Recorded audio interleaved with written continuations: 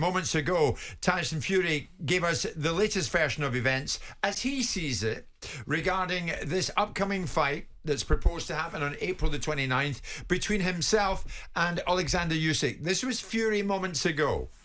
Hi, Tyson Fury here. Just a quick one. I've been speaking to the lawyers today and Usyk's people are talking about rematch clauses and all that. Here's one to up the antes. How about there is no rematch clause for both of us? Let's up the antes completely. Never worry about what's in the future and how many more dollars you can get after you've been defeated.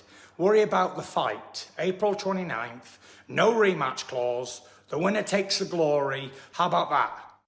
The winner takes the glory, says Fury, and no rematch clause. So what do Usyk and his people think of that? Usyk's promoter, Alex Krassyuk, joins us live. Mr. Krassyuk, it's always good to speak to you. Thank you for joining us. You heard Fury. What do you think? Yeah. So we are not here to use some rude words, so I will try to be polite. As Usyk said, the greedy belly is still hoping to find a way to pull out. So we knew it before, we know it now, and we know. So as soon as Usyk accepts, let's imagine he accepts no rematch clause, Fury will still be searching for another thing to find and to pull out of the fight. I tell you why. He bluffed, and Usyk called his bluff. This is 100%. So he didn't expect Usyk will accept 70-30. Number two, he was not in a training camp, and we saw next morning those theatrical performance, like he was pretending jogging, then he was pretending fighting someone in the ring. It's all about nothing. He is not prepared, he is scared to fight, and he will try to find the way to avoid Usyk as long as it is possible. So we don't trust him, we don't believe him, and one more thing to know. When we started the negotiations, Fury's side were the first to ask for the rematch. They asked for a rematch clause, Alex, did they? It was the Fury camp that asked for a rematch clause. Exactly. Fury were the first to ask for the rematch. And did you agree to it? And we supported this. Right, so now he's saying no rematch clause. And just to confirm, Usyk on Friday night on social media was saying, yeah, okay, I go for it. 30% to me, 70% to Fury. Is that right? You can confirm he has agreed to that? And 1 million to the people of Ukraine. £1 million, €1 million to the people of Ukraine. Pounds, exactly. £1 million. That was Usyk's response. So this latest outburst from Fury, will your man fight with no rematch clause if that's what Fury wants? I tell you, I don't believe anyone will fight, because even if you accept this now, he will still find the way, try to find the way out.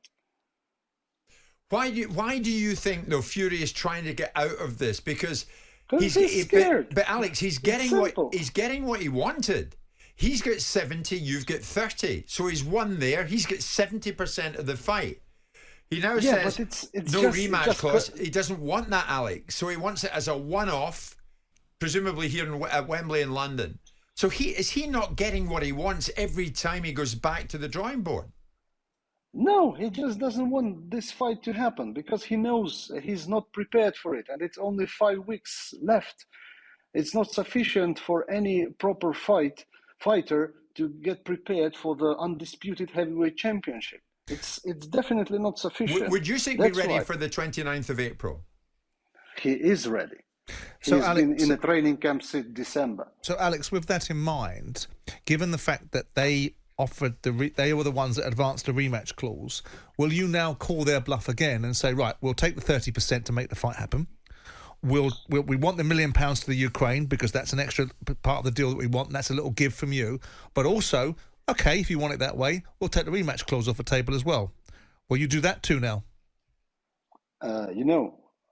Fighter is the final decision maker, so it's up to Usyk to make this decision.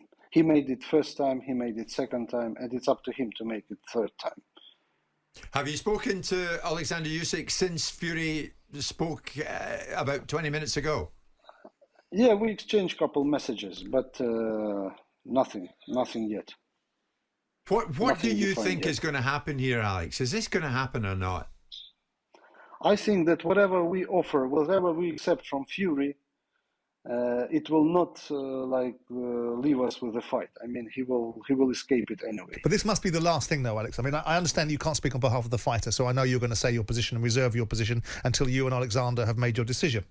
But this can't. If we get into the territory now of Tyson Fury having the last word, you had the last word by saying we'll take 30%, but by the way, we want £1 million for Ukraine. He's now coming back with his version of the last word, which is no rematch.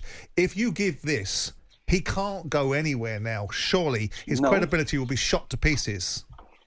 No, his credibility is already shot to pieces.